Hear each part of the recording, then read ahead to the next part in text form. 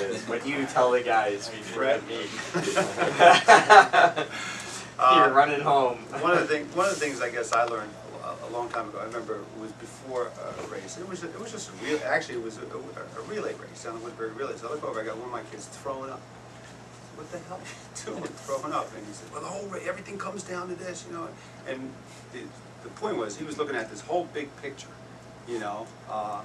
And so I try to break it down. You know, what do you do? You know, Thursday night, you should be concentrating on getting a good night's sleep. You know, Friday, we don't really talk too much about the race. I talk to the individually what their goals are, so everybody knows what their job should be. But you know, we focus on make sure they have their bag packed, make sure they're getting up on time, and just the things that they should be doing.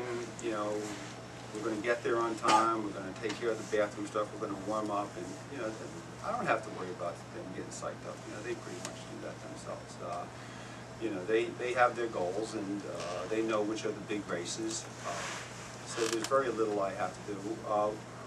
One thing that I would say is, you know, a few years ago when we were at the Meet of Champions, and it's a very crowded race, and I think it's very important to give the kids goals, what they should be looking for. In that race, our 4th and 5th guys, we had determined that we needed them, you know, to do all that.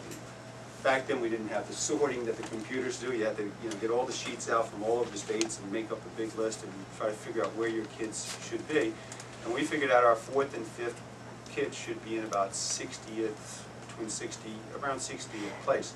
Well, if you've ever been in a race and been in 60th place, that looks like the New York City Marathon in front of you to have 60 kids, especially if you're a pretty good runner.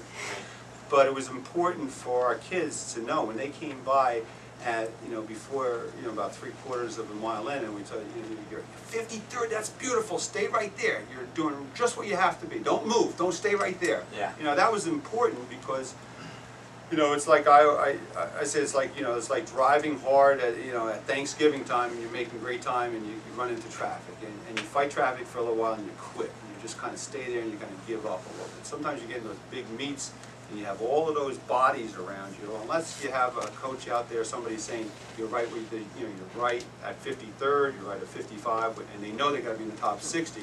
It gives them something that they can focus on and keep fighting, because as I say, sometimes when they get in those big races, that gets tough. It's tough mentally to be that deep into a field for guys that are pretty good runners and have been running usually in the top 5 or 6 all season long.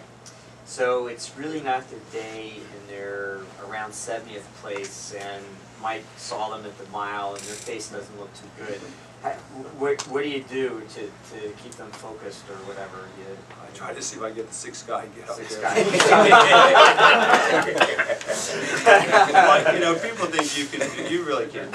You can't do much. You can yell at, you know, once a kid races it, you know, mail it in.